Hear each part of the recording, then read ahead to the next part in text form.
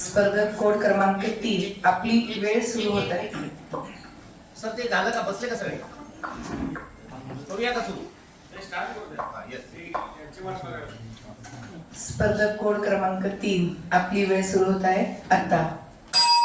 उपस्थित सम्मानीय परीक्षक, प्राध्यापक गण तथा इस प्रतियोगिता में सहभागी सभी छात्रों को मेरा सादर प्रणाम. मैं कोड क्रमांक 3 आज आप सबके सामने स्वयं प्रकाशित बनो तुम इस विषय पर अपने विचार व्यक्त करना चाहती हूँ. स्वयं प्रकाशित बनने का अर्थ है अपनी रोशनी, अपनी पहचान और अपने अस्तित्व को स्वयं से प्रकाशित करना. यह विषय केवल प्रेरणादायक ही नहीं बल्कि हमारे जीवन का एक मूल मंत्र भी होना चाहिए. हम अक्सर देखते हैं कि लोग अपनी सफलता पाने के लिए दूसरों पर निर्भर रहते हैं. वे सोचते हैं कि कोई आएगा और उन्हें उनकी मंजिल तक पहुंचाएगा. लेकिन सच बात तो यह है, जब तक हम खुद अपनी रोशनी नहीं बनेंगे तब तक हमें सफलता प्राप्त नहीं होगी. अत्त दीपो भव अर्थात भगवान गौतम बुद्ध ने अपने शिष्य को मार्गदर्शन करते समय कहा था, गुरु या किसी और के सहारे नहीं बल्कि स्वयं प्रकाशित होना चाहिए दूसरों को प्रकाशित करने के लिए. स्वयं प्रकाशित होने का मतलब ये नहीं कि हम किसी और की मदद न लें. इसका मतलब ये है कि हमें अपनी ताकत को पहचानना चाहिए, हमें हमारी क्षमता पर विश्वास रखना चाहिए और अपने लक्ष्य को पाने के लिए निरंतर प्रयास करना चाहिए. ये विचार हमें महात्मा गांधी जी के इस कथन से मिलता है, खुद वो बदलाव बनो, खुद वो बदलाव बनो जो तुम दुनिया में देखना चाहते हो. बनना ही है तो दिए का प्रतीक बनो. एक दिया चाहे कितना भी छोटा हो अंधकार को दूर कर सकता है. वो अपने प्रकाश से दूसरों को राह दिखाता है. हमें भी वही दिया बनना है जो न केवल खुद का जीवन प्रकाशित करे बल्कि दूसरों को भी सही राह दिखाए. चमकना ही है तो सूर्य की तरह चमको. सूर्य हर सुबह अपनी प्रकाश से पूरी पृथ्वी को प्रकाशित करता है. वो किसी और पर निर्भर नहीं रहता. हमें भी उसी तरह अपनी रोशनी फैलानी चाहिए ताकि हमारा जीवन साथ ही साथ दूसरों का जीवन प्रेरित हो. बनना ही है तो डॉक्टर कर्मवीर भावराव पाटिल बनो. उन्होंने शिक्षा के माध्यम से समाज में परिवर्तन लाने का पीढ़ा उठाया. कठिन संघर्ष के बावजूद ग्रामीण और पिछड़े वर्ग के लोगों के लिए रैयत शिक्षण संस्था की स्थापना की. आत्मनिर्भरता और सेवा भाव की दृष्टि से उन्होंने हजारों छात्रों को सशक्त बनाया है. उनका जीवन हमें सिखाता है कि हम स्वयं प्रकाशित होकर दूसरों के जीवन में प्रकाश फैला सकते हैं. बनना ही है तो छत्रपति शिवाजी महाराज बनो. उन्होंने अपनी स्वतंत्र सोच और साहस से स्वराज्य की स्थापना की. आत्मनिर्भरता और नवाचार के माध्यम से उन्होंने अपने राज्य को बलिष्ठ बनाया. उनका नेतृत्व लोगों को प्रेरित करता है कि अपने कार्यों से ही अपनी पहचान बनाए. छत्रपति शिवाजी महाराज का जीवन हमें सिखाता है कि कड़ी मेहनत और आत्मविश्वास से हम स्वयं प्रकाशित हो सकते हैं. बनना ही है तो हेलन केलर बने. वे एक महान लेखिका और समाज सेविका थी. उन्होंने अपनी विकलता के बावजूद अद्वितीय सफलता हासिल की और विश्व भर में प्रेरणा का स्रोत बनी. उनका जीवन हमें सिखाता है कि हमें अपने लक्ष्य के प्रति अडिग रहना चाहिए. आइए जानते हैं कि स्वयं प्रकाशित बनने का महत्व क्या है. जब हम स्वयं प्रकाशित बनते हैं तो हमें किसी और की मान्यता की आवश्यकता नहीं होती. हम अपनी असफलताओं से सीखते हैं और उन्हें अपनी सफलता की सीढ़ी बनाते हैं. स्वयं प्रकाशित होने से आत्मविश्वास और आत्मसम्मान बढ़ता है. हमारे देश के विकास में स्वयं प्रकाशित युवकों की आवश्यकता है. ऐसे में आप सबके मन में एक सवाल आया होगा कि कैसे बने हम स्वयं प्रकाशित. सर्वप्रथम तो अपना लक्ष्य तय करें. अपने जीवन का उद्देश्य स्पष्ट करें. बिना लक्ष्य के जीवन दिशाहीन हो जाता है. प्रयास करें. मेहनत ही वो कुंजी है जो सफलता के द्वार खोल सकती है. खुद पर विश्वास रखें। हमेशा याद रखें, जो लोग अपनी क्षमता पर विश्वास रखते हैं वही असंभव को संभव कर सकते हैं। प्रयास करें। हमेशा याद रखें, हमें प्रयास करना चाहिए, सीखते रहें। जो लोग सीखते, हर दिन कुछ नया सीखते हैं वही कुछ कर सकते हैं। आइए हम संकल्प लेते हैं, हम स्वयं प्रकाशित बनेंगे, अपने जीवन को नई दिशा देंगे और दूसरों के लिए प्रेरणा बनेंगे। अंत में बस इतना ही कहना चाहूंगी, ऐसा कुछ कर तू कि हर भूखे को भोजन मिल जाए, ऐसा कुछ कर तू कि हर बालक को विद्या मिल जाए, ऐसा कुछ कर तू कि धर्म जाति रंग के सारे भेद मिट जाए, ऐसा कुछ कर तू कि भारत के हर कोने में स्त्री सुरक्षित रह जाए, ऐसा कुछ कर तू जिसे तेरा ही नहीं बल्कि पूरे देश का नाम रोशन हो जाए। संघर्ष से मत डर तू, खुद पर विश्वास रख तू। संघर्ष ही जीवन का सत्य है और इससे ही स्वयं प्रकाशित बनोगे तुम। अभी भी समय है, जाग जाओ, अपने भीतर के आत्मविश्वास को जगाओ। तुम आत्मनिर्भर होकर तो देखो, तुम आत्मनिर्भर होकर तो देखो, ये दुनिया तुम्हारे सामने झुक जाएगी। तुम वो चिंगारी हो, तुम वो चिंगारी हो जो अग्नि में परिवर्तित हो जाएगी। खुद को देख, खुद पर करके देख तू आत्मविश्वास, खुद पर करके देख तू आत्मविश्वास, एक ना एक दिन जरूर रचेगा तू इतिहास। असंभव में ही है संभव छुपा हुआ, असंभव में ही है संभव छुपा हुआ। दे झोंक, दे झोंक खुद को विभिन्न कामों में और खुद की ही क्षमता को तू आजमा, खुद की क्षमता को तू आजमा। अभी भी समय है, जाग जा। धन्यवाद। कोड क्रमांक 3 साठी लागलेली वेळ आहे 6 मिनिट 41 सेकंद, 6 मिनिट 41 सेकंद।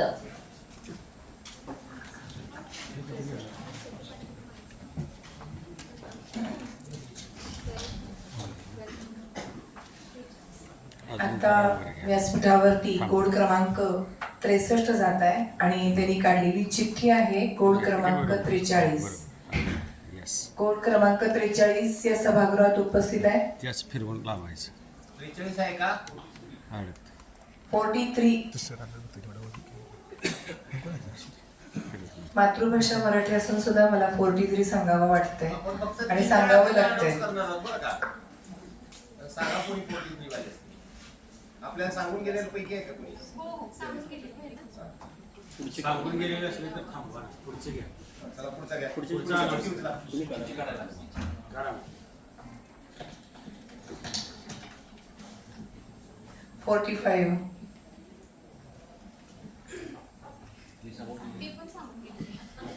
त्या चिठ्ठ्या बाजूलाच ठेवा. सांगलेले चिठ्ठ्या त्यांना काढा घेऊ बघा. नका. पहिलं वाचायच्या अगोदर सांगून गेलेले आहेत, त्यांचं नाव आहे का बघा.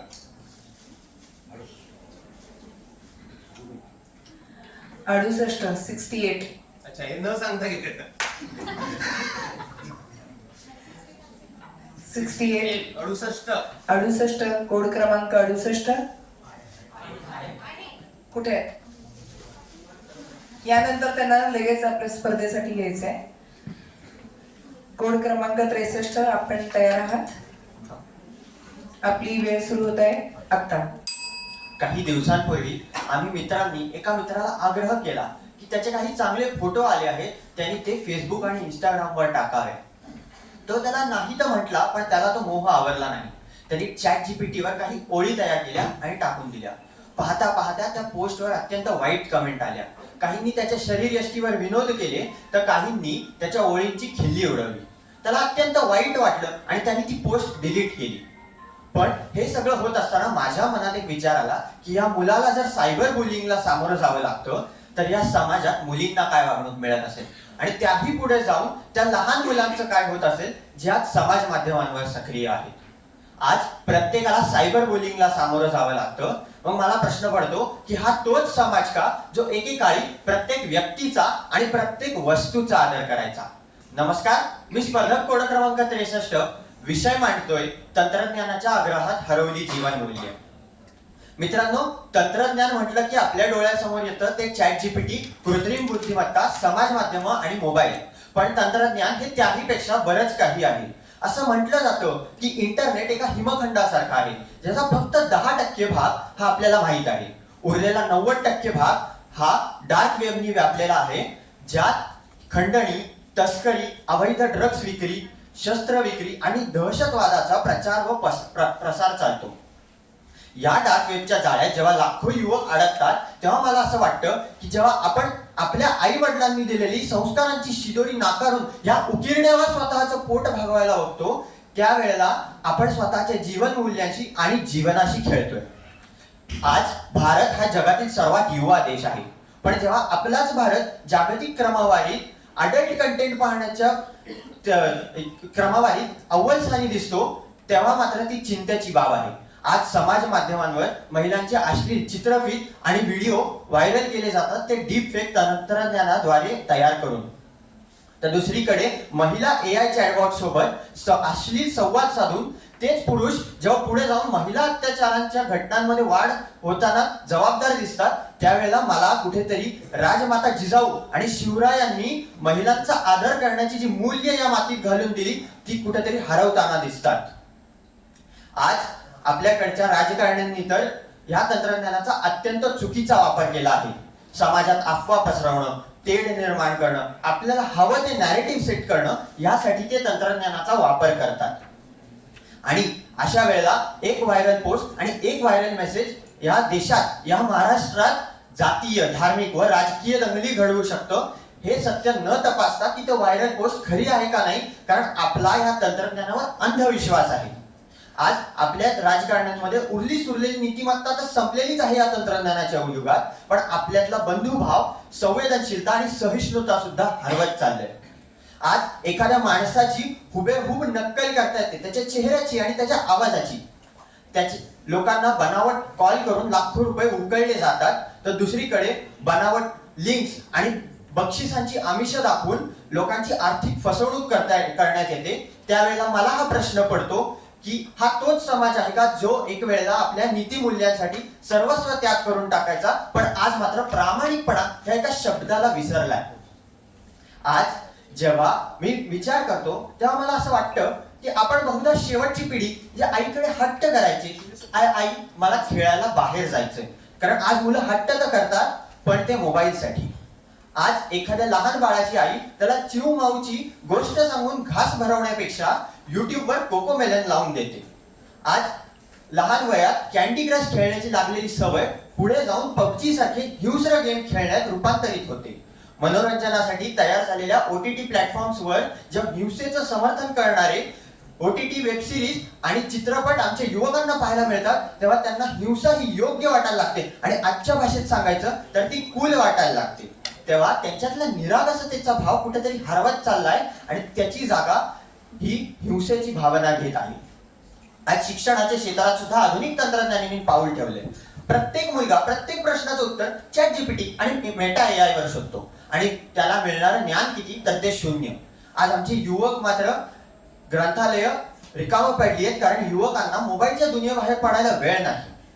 जेव्हा केरळाच्या एका शाळेत महिला शिक्षिकाच्या जागेवर रोबोट शिक्षिका येते, त्यावेळेस मला हे जाणवतं की येणाऱ्या काळात आपल्याकडील मुलांमध्ये इमोशनल इंटेलिजन्स अर्थात भावनिक कोशाचा अभाव असेल. म्हणजे येणाऱ्या काळात यांत्रिकी रोबोट हे मानवी रोबोटची निर्मिती करणार, एवढं मात्र नक्की.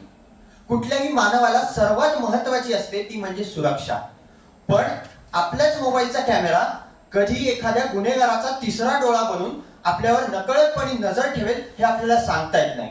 तर कधी पेगासस सारखं एखादं तंत्रज्ञान आपल्या एखादा देश उद्ध्वस्त करून दाखवेल हेही सांगता येत नाही. थोडक्यात ज्या तंत्रज्ञानाची निर्मिती आपल्या संरक्षणासाठी झाली होती, तोच तंत्रज्ञान आज आपला धोका बनलाय. आज आपण पर्यावरणाशी सुद्धा तंत्रज्ञानाच्या मदतीने खेळतोय. जीन एडिटिंग सारखं तंत्रज्ञान वापरून आपण जेव्हा माणसाच्या आणि इतर जैविक संसाधनांच्या मूळ रूपात बदल करतो, तेव्हा आपण या सृष्टीशी, या निसर्गाशी आणि त्या विधात्याच्या मर्जीच्या विरोधात जाऊन या स्वतःच्या विनाशाचा पाया रचतोय. हे सगळं होतंय कारण आपण तंत्रज्ञानाचा चुकीचा वापर करतोय. जर त्याचा योग्य वापर केला तर तंत्रज्ञानाच्या मदतीने लाखो लोकांवर योग्य उपचार होतील, माहितीची देवाणघेवाण अधिक सुखकर होईल, ज्ञानाची नवी ज्योत पेटेल आणि हे जग अधिक जवळ वाटायला लागेल.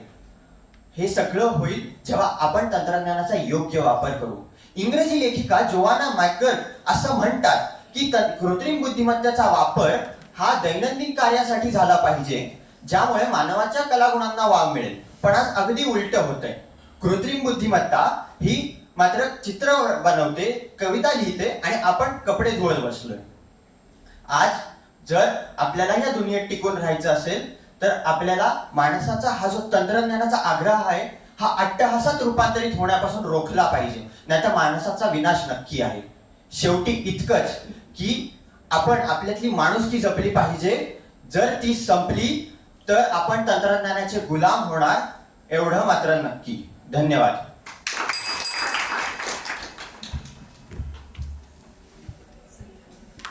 कोड क्रमांक 63 साठी लागलेला वेळ आहे 6 मिनिट 52 सेकंद. 6 minute 52 second.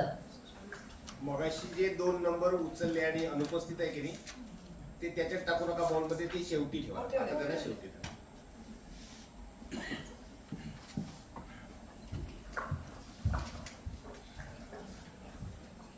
आता व्यासपीठावरती कोड क्रमांक 68 आलेला आहे आणि त्यांनी काढलेल्या चिठ्ठीवरचा कोड क्रमांक आहे 51. तीच पोझिशन बरोबर होती. नकोच पाहिजे स्टँड. मायक्रोफोन दूर करा. कोड क्रमांक 68. आपण तयार आहात? माईक बरोबर झाला का तुम्हाला? उंची नाही. माईक व्यवस्था आहे व्यवस्थित? आपली वेळ सुरू होत आहे आता. मित्रांनो, 25 नोव्हेंबर 1949 रोजी संविधान सभेच्या शेवटच्या भाषणात बोलण्यासाठी बाबासाहेब आंबेडकर उभे राहतात आणि म्हणायला लागतात की या देशाचं संविधान कितीही चांगलं असलं तरी जोपर्यंत ते संविधान योग्य लोकांच्या हातात जाणार नाही ना, तोपर्यंत त्या संविधानाचा काहीच अर्थ राहणार नाही.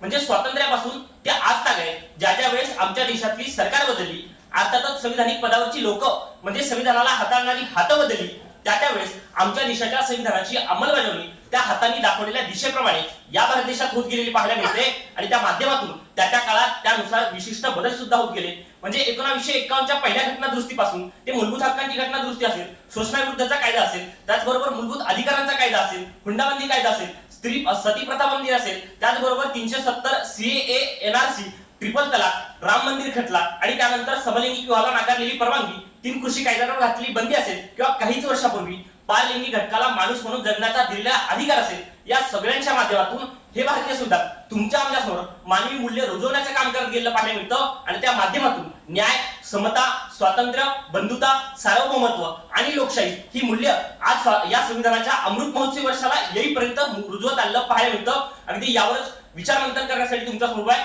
नमस्कार, मी स्पर्धक सांकेतिक कोड क्रमांक 68 विषय मांडतोय भारतीय संविधानाचा अमृत महोत्सव. सर खलील जिब्रान असं म्हणतो की माणसाला जन्म देऊन त्याला स्वप्न दाखवून त्याच्या स्वप्नपूर्तीसाठी योग्य ते वातावरण निर्माण करणारी एकमेव भूमी म्हणजे ही भारत भूमी. मग याच भारत भूमीमध्ये कित्येक तरी राजे रजवाडे राज्य करून गेले. त्यानंतर 15 ऑगस्ट 1947 ला हा भारत देश स्वतंत्र झाला. मग त्यानंतर 299 शिलेदारांच्या जोरावर या देशाने जगातलं सगळ्यात विस्तृत आणि व्यापक असं भारतीय संविधान स्वीकारलं आणि मग तेव्हापासून या देशाने विषमतेला नकारत समतेला होकार दिला.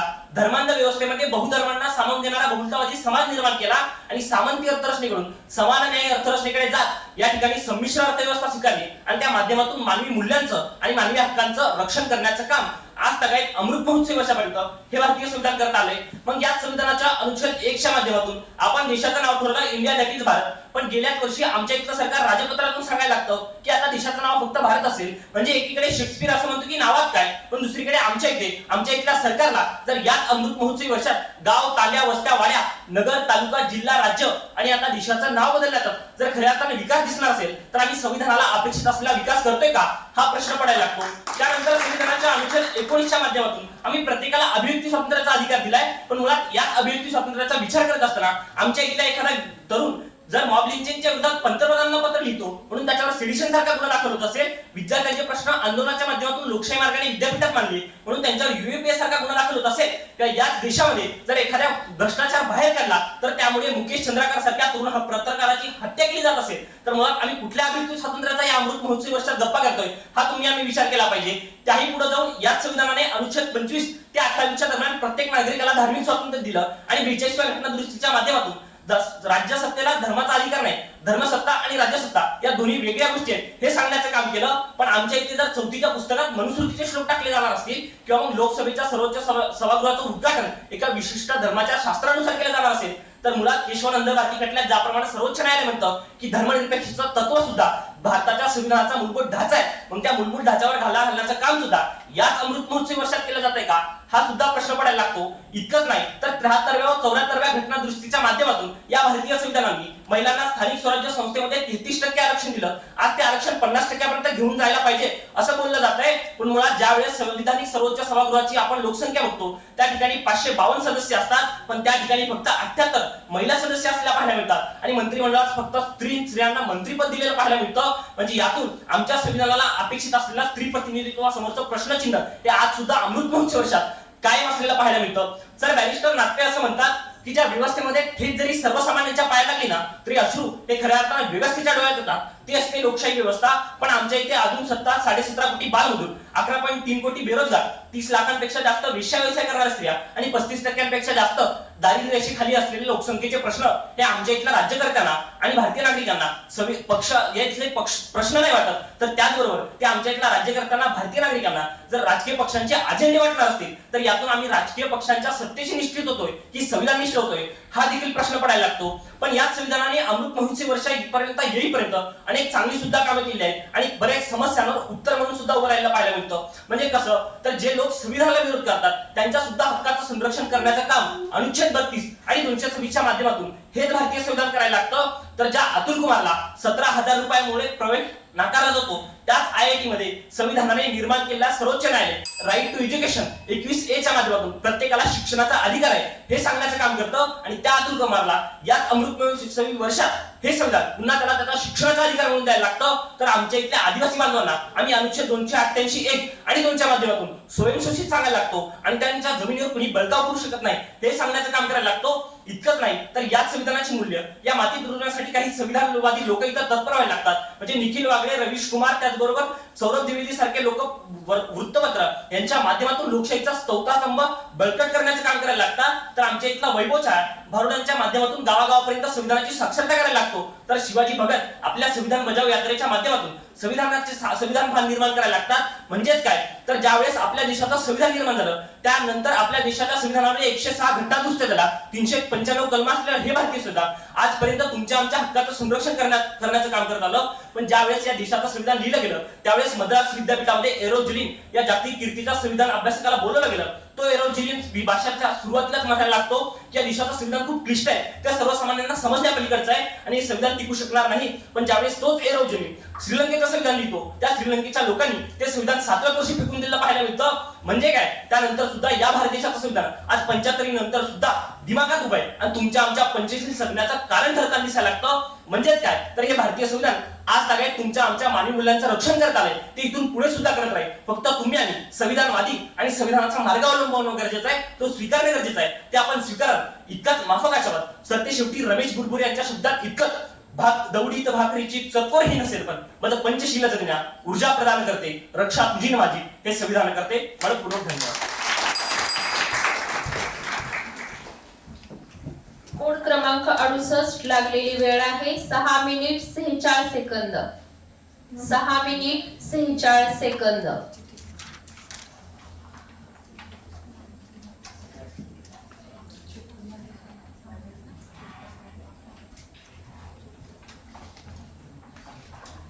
आता व्यासपीठावरती स्पर्धक कोड क्रमांक 51 आहे आणि त्यांनी काढलेली चिठ्ठी आहे स्पर्धक कोड क्रमांक 54. Hello hello hello hello.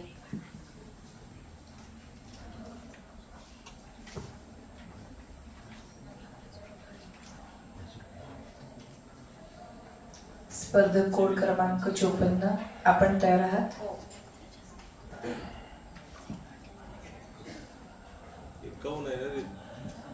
51 नाही.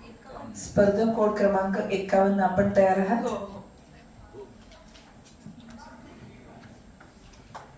आपली वेळ सुरू होत आहे आता. एका नाट्यगृहामध्ये नाटकाचा प्रयोग सुरू होता. ते नाटक पाहण्यासाठी खेड्यातून कमरेला धोतर आणि डोक्याला मुंडसा मांडलेला एक शेतकरी तिथे आला.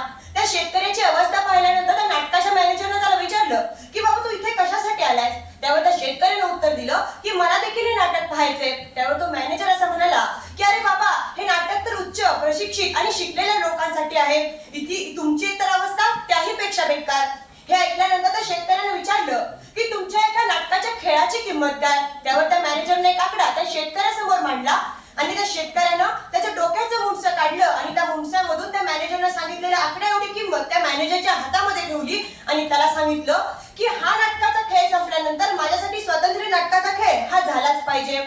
म्हणजे मित्रांनो, सुटापुटातल्या अवस्थेत असणाऱ्या आणि आधुनिक शिक्षण घेतलेल्या त्या मॅनेजर समोर एका फाटक्या विषयात असलेल्या एका माणसाची किंमत त्याला कळाली नाही. मात्र ही किंमत न कळण्यापाठीमागचं कारण म्हणजे त्यानं घेतलेलं शिक्षण होतं. माणसाचं मन ओळखता यावं, बुद्धी ओळखता यावी आणि या मंडकानं त्याचा भारत देश हा सक्षम करता यावा, हीच भावना आमच्या आजच्या शैक्षणिक संस्कृतीतून म्हणून हरवत चालली आहे.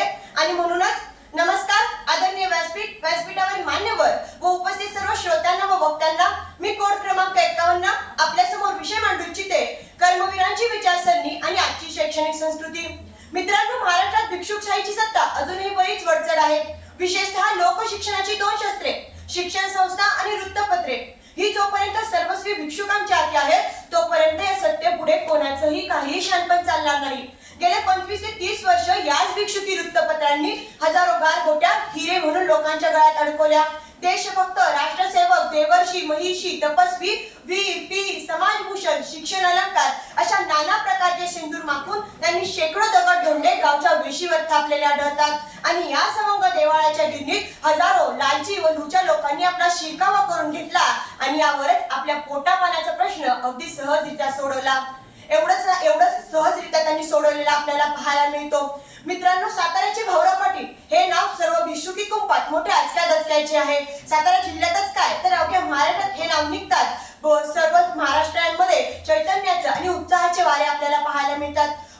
टिळकी पुण्याईवर महाराष्ट्राच्या सर्व काही नेतृत्वाचे आसन फुकट फाकट पटवणाऱ्या नरसोपंत केळकरांपासून ते थेट टिळकी कारस्थानानं बळी पडून हातप्रगल्भ झालेल्या अच्युतराव कोल्हटकरांपर्यंत असा एकही भिक्षुक सापडणार नाही की ज्यांना भाऊरावांची कर्मयोगी कदर आणि त्यांचं बहुजन समाजावरील जिव्हाळ्याचं वजन माहीत नसेल.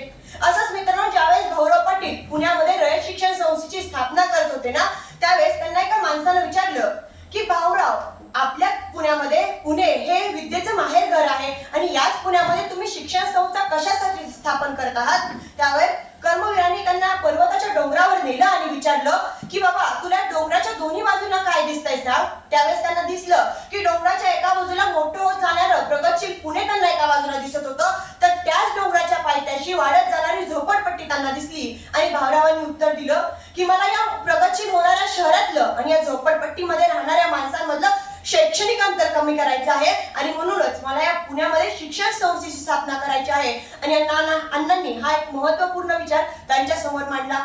असंच एकदा सर्वांना भाऊरावांना व भाऊरावांच्या विद्यार्थ्यांना एका लग्नामध्ये आमंत्रित केलं होतं. भाऊरावांचे विद्यार्थी व भाऊरावांनी लग्न अटेंड केलं आणि त्यानंतर सर्वजण जेवायला बसले. जेवायला बसल्यानंतर मुलांना वाढण्यात आलं आणि मुलांच्या ताटामधलं अन्न संपल्यानंतर त्यातल्याच एका मुलाने एका वाटप्याला विचारलं की काका, मला त्या जेवणामध्ये श्रीखंड पुरीचा बेत होता. जेवण वाढल्यानंतर त्या मुलानं विचारलं की काका, मला ते गोड पिठलं मिळेल का. हे ऐकल्यानंतर भाऊरावांच्या डोळ्यामध्ये पाणी आलं आणि भाऊराव रडायला लागले. भाऊरावांना रडताना बघून तो मुलगा भाऊरावांकडे गेला आणि विचारलं की भाऊराव, तुम्ही का रडताय. मला ते गोड पिठलं नकोय, पण तुम्ही रडू नका.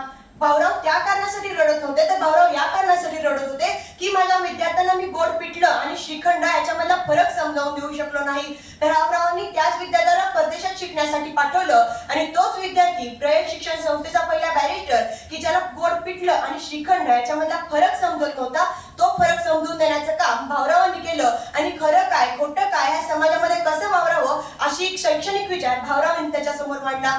मित्रांनो, टागोरांची शांतिनिकेतन शाळा ही एका झाडाखाली भरत असे. त्या झाडाखाली पक्ष्यांचा किलबिलाट आणि वाऱ्याचा सुरसुराट सारखाच चालू असायचा. अशीच एकदा शाळा भरली असताना सर्व विद्यार्थी समोर बसले होते. त्यातले 4 विद्यार्थी पुस्तकामध्ये तोंड खुपसून बसले होते, पण बाकीचे विद्यार्थी मात्र खेळत बावळत मजा मस्ती करत शिकण्याचं काम करत होते. त्यावेळेस एक पालक तिथे आले आणि पालकांनी सगळं काही दृश्य पाहिलं. हे दृश्य पाहिल्यानंतर ते पालक टागोरांना असं म्हणाले, गुरुवर्य, तुम्हाला या खेळणाऱ्या बागडणाऱ्या उड्या मारणाऱ्या विद्यार्थ्यांच्या भविष्याची चिंता वाटत नाहीये का. त्यावर ते म्हणाले, चिंता वाटते, पण विद्यार्थ्यांची नाही, तर माझ्या समोर तोंड खुपसून बसणाऱ्या त्या विद्यार्थ्यांची मला चिंता वाटते. कारण जगण्याच्या वयामध्ये ते प्रौढ झाले आहेत, मोठे झाले आहेत. मीही अजून एवढा प्रौढ झालो नाही. मलाही झाडावर चढावंसं वाटतं, मलाही मजा मस्ती करावीशी वाटते, पण आता माझं मला शरीर साथ देत नाहीये. म्हणजे मित्रांनो, टागोर हे जगण्यासाठी शिकवत होते, पण आज आपण शिकण्यासाठी जगत आहोत. नवनवीन कला, नवनवीन ज्ञान हे घेण्यासाठी आपण धावत सुटलो आहोत. एवढं धावतो की एक रेसचा घोडा म्हणून आपण याच्यात उतरतो आणि या सगळ्यामध्ये जगूनच विसरून जातो. असंच काहीच झालंय आपल्या शैक्षणिक संस्कृतीचं. आजची शैक्षणिक संस्कृती तंत्रज्ञानावर आधारित असून स्पर्धात्मक झाली आहे. आधुनिक शिक्षण, ऑनलाईन कोर्सेस आणि कृत्रिम बुद्धिमत्ता यामुळे आपलं शिक्षण हे अधिक व्यापक झालं आहे आणि या सगळ्यामध्ये आपण आपली नैतिकता विसरून चाललो आहोत. कितीही नवनवीन कोर्सेस करा, कितीही नवनवीन पदव्या घ्या, पण माणूस म्हणून आपली नैतिकता ढासळता कामा नये. यासाठी आपल्याला कर्मवीरांचे विचार हे आजच्या शैक्षणिक संस्कृतीत मांडावेच लागतील. कर्मवीरांनी एक विचार मांडला होता की आपलं मन, बुद्धी आणि मनगट हे बळकट असलंच पाहिजे. म्हणजे मित्रांनो, मन बळकट करण्यासाठी कर्मवीरांनी विद्यार्थ्यांना सर्वप्रथम आपल्या आई वडिलांपासून वेगळं केलं. बुद्धी बळकट करण्यासाठी त्यांच्या बुद्धीमध्ये ज्ञानाची भर केली आणि मनगट बळकट करण्यासाठी कमवा आणि शिकवा ही संकल्पना त्यांच्या समोर मांडली आणि त्यांचं मनगट बळकट केलं. म्हणजे मित्रांनो, हा भारत देश सक्षम करण्यासाठी त्यांनी बुद्धी, मन आणि मनगट हे बळकट करण्याचे काम केलं. कर्मवीरांची कमवा आणि शिकवा ही संकल्पना आजच्या विद्यार्थ्यांमध्ये रुजवावी लागेल. हे आपल्यासाठी अतिशय महत्त्वाचं आहे. आजच्या शिक्षण संस्थांनी विद्यार्थी हे फक्त कामासाठी आणि नोकरीसाठी न तयार करता त्यांना समाजाचा एक जबाबदार नागरिक आणि समाजासाठी काम करणारा नागरिक बनवावं. आणि असं जेव्हा होईल त्यावेळेस आपण अभिमानाने म्हणू, रयते मधुनी नव्या युगाचा माणूस आता घडतो आहे. वटवृक्षाच्या विशालतेचा मोह नभाला भिडतो आहे. मनपूर्वक धन्यवाद. कोड क्रमांक 51 साठी लागलेली वेळ आहे 7 minute 1 second. 7 minute 1 second. Code क्रमांक 51.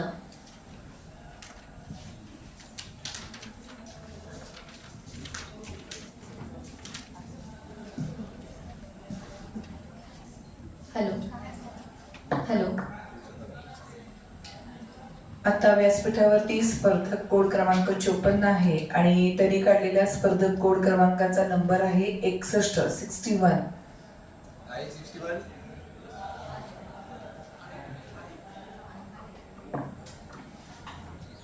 स्पर्धक कोड क्रमांक 54, आपण तयार आहात? आपली वेळ सुरू होत आहे आता.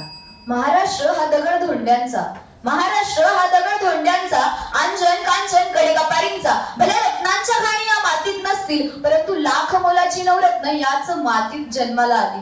शतकानुशतके बहुजन समाजाच्या अज्ञानाच्या अंधकारात आणि दारिद्र्याच्या अंधकारात खितपत पडलेल्या या बहुजन समाजाच्या जीवनात ज्ञानाचा प्रकाश निर्माण करण्याचं कार्य ज्या तेजस्वी ज्ञानसूर्यानं केलं, ते तेजस्वी ज्ञानसूर्य म्हणजे पद्मभूषण डॉक्टर कर्मवीर भाऊराव पाटील.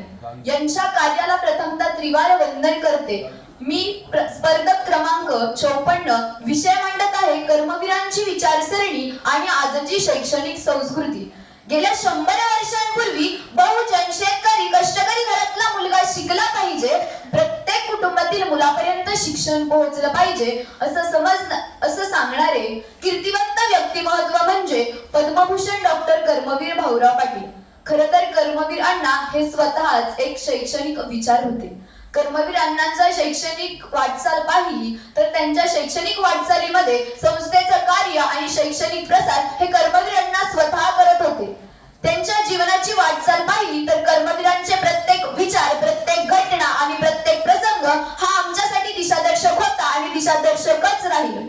खरं तर कर्मवीर अण्णांना ज्यांना शिक्षण द्यायचं होतं त्यांच्यासाठी कर्मवीर अण्णांनी काय केलं? पहिली गोष्ट म्हणजे कर्मवीर अण्णांनी अशा मुलांना साताऱ्यामध्ये राहण्याची सोय उपलब्ध करून दिली. दुसरी गोष्ट म्हणजे वसतिगृहात राहायला आलेला प्रत्येक मुलगा आपल्या कुवतीनुसार प्राथमिक आणि माध्यमिक शाळांमध्ये शिकू लागेल याची काळजी कर्मवीर अण्णांनी घेतली.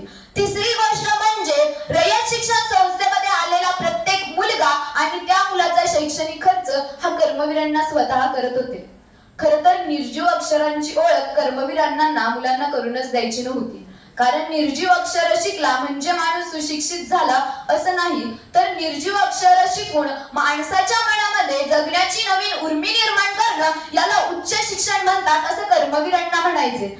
खरं तर याच कर्मवीर अण्णांच्या महाराष्ट्रात शैक्षणिक चित्र आता काय दिसतंय तर पदव्यांचा संबंध नोकरीशी, पदव्यांचा संबंध नोकरीशी, नोकरीचा संबंध चाकरीशी, चाकरीचा संबंध भाकरीशी आणि या भाकरीचा संबंध पुन्हा नोकरीशी जोडत आज शैक्षणिक संस्कृती कुठेतरी बदलताना दिसते. खरं तर बदलत चाललेली संस्कृती यामध्ये लहान मुलं, आपण जेव्हा लहान वयात होतो तेव्हा आपण प्रथम पडलेला प्रश्न हा आपल्या आईला विचारायचो, यानंतर आपण आपल्या शिक्षकांना प्रश्न विचारायचो. पण बदलत चाललेल्या शैक्षणिक संस्कृतीनुसार आपण पडलेला प्रश्न आता हा AI ला विचारतो. खरं तर कर्मवीर अण्णांच्या वसतिगृहामध्ये राहणाऱ्या एका लहान मुलाने अण्णांना प्रश्न विचारला, कर्मवीर अण्णा शिकायचं कशासाठी? त्यावर अण्णा हसले आणि म्हणाले, बाळा तू उद्या सकाळी माझ्या बरोबर चल. सकाळ झाली, कर्मवीर अण्णांनी त्या मुलाला घेतलं आणि कोल्हापूरच्या एका टेकडीवर गेले. टेकडीवर गेल्यानंतर त्या मुलाला अण्णा म्हणाले, बाळा तू मला विचारलंस की शिकायचं कशासाठी? मग ऐक, टेकडीच्या उजव्या बाजूला बघ, तुला काय दिसतंय? ते झालं की टेकडीच्या डाव्या बाजूला बघ, तुला काय दिसतंय? मुलाने टेकडीच्या उजव्या बाजूला बघितलं आणि म्हणाला, अण्णा टेकडीच्या उजव्या बाजूला ना सतत कष्ट करणारी, राबणारी लोक दिसतात. जंगल दिसतंय ते म्हणजे झाडांचं, राबणारी व्यक्ती आणि सगळीकडे गरिबीचं वातावरण दिसतंय. अण्णा म्हणाले, आता परत डाव्या बाजूला बघ, तुला काय दिसतंय मला सांग. अण्णा म्हणाले, पुन्हा एकदा बघ. त्या मुलाने बघितलं आणि सांगितलं, अण्णा मला इकडे पण जंगल दिसतंय, पण ते उंच बिल्डिंगचं आणि अलिशान गाड्यांचं. टापटीप राहणारी लोक म्हणजेच काय तर इकडच्या बाजूला दिसतंय ते सगळं श्रीमंतीचं वातावरण. अण्णा हसले आणि त्या मुलाला म्हणाले, रात्री तुम्हाला प्रश्न केला होतास ना की शिकायचं कशासाठी? मग ऐक, आपल्या समाजामध्ये आता निर्माण झालीये ती म्हणजे गरीब आणि श्रीमंत यामधली दरी, आणि तुला शिकायचंय ते म्हणजे ही गरीब आणि श्रीमंत यामधली दरी कमी करण्यासाठी. यामुळे तुला शिकावंच लागेल आणि शिकायचंच आहे. खरं तर 4 पुस्तकं वाचली ना आपल्याकडे त्याला हुशार समजलं जातं, परंतु 4 पुस्तके वाचून त्यातल्या प्रश्नांची उत्तरं दिली तर त्याला अतिहुशार देखील आपल्याकडे म्हटलं जातं. पण यातूनही पुस्तकापलीकडचं ज्ञान मिळालं पाहिजे हे कर्मवीर अण्णांचे विचार होते. महाभारतात एक छानसा प्रसंग सांगितलाय. कर्ण सारथ्याला सांगत होता, मी आणि दुर्योधन शिकारीला गेलो होतो. शिकार करत असताना एका भल्या मोठ्या अजगरानं दुर्योधनाचा पाय पकडला. काहीही केल्या अजगर दुर्योधनाला सोडतच नव्हतं. थोडा वेळ गेला, सैनिक दलाला बोलवण्यात आलं. अजगराचे तुकडे करण्यात आले. थोडा वेळ गेला, मी नीट निरीक्षण केलं. दुर्योधनाच्या पायाला अजगराचा दात तसंच होता. या अजगरापासून मी एकच शिकले, एकदाच नको तिथे दात लावायचा नाही आणि दात लावला तर तो जीव गेला तरी काढायचा नाही. गेल्या 100 वर्षांपूर्वी कर्मवीर अण्णांनी बहुजन शेतकरी कष्टकरी घरातला मुलगा शिकला पाहिजे, प्रत्येक मुलापर्यंत शिक्षण पोहोचलं पाहिजे हा विचार केला होता. आणि हा विचार रुजवत आज आपण रयत शिक्षण संस्था पाहतो. खरं तर या रयत शिक्षण संस्थेमध्ये शिकत असताना बदलत चाललेली शैक्षणिक संस्कृती आणि घडत चाललेले बदल यामध्ये कर्मवीर अण्णांचे विचार आम्हाला नेहमीच दिशादर्शक ठरतात. खरं तर आयुष्याच्या प्रवासात असंख्य माणसं भेटतात जी उद्याचं स्वप्न दाखवून कालचाच भूतकाळ आपल्याला हातात ठेवतात, परंतु कर्मवीर अण्णांनी भविष्यातच असं काही करून ठेवलंय की आपल्याला वर्तमानात कर्मवीर अण्णांचे विचार सारखेच दीपस्तंभासारखे वाटू लागतात. खरं तर कर्मवीर अण्णांचे विचार सारखे दीपस्तंभासारखे वाटू लागतात कारण आजची बदलत चाललेली शैक्षणिक संस्कृती यामध्ये घडत चाललेले बदल यामध्ये कर्मवीर अण्णा आणि त्यांचे विचार आपल्यासाठी नेहमी एक नवी दिशा निर्माण करतात. शेवटी जाता जाता एवढंच सांगेल, परिस्थिती माणसाला कधी घडवत नसते आणि बिघडवतही नसते, कारण माणूसच परिस्थिती घडवत असतो आणि माणूसच परिस्थिती बिघडवत असतो. खरं तर शेवटी जाता जाता एक सांगेल, आदर्श तू लोकनायका धर्मसंस्कृतीचा अग्रदूत तू समाज पुरुषा ज्ञान क्रांतीचा. हसत तू झोपडीत लाविला विद्येचा दीप, बहुजन असला बहुमनी जळता शतकांचे पापते. बदलत चाललेली शैक्षणिक संस्कृती आणि घडत चाललेले बदल यामध्ये कर्मवीर अण्णांची विचारसरणी आणि कर्मवीर अण्णांची वर्तवणूक हे आमच्यासाठी दिशादर्शक होते आणि दिशादर्शक राहतील. जय हिंद, जय कर्मवीर. कोड क्रमांक 54 साठी लागलेली वेळ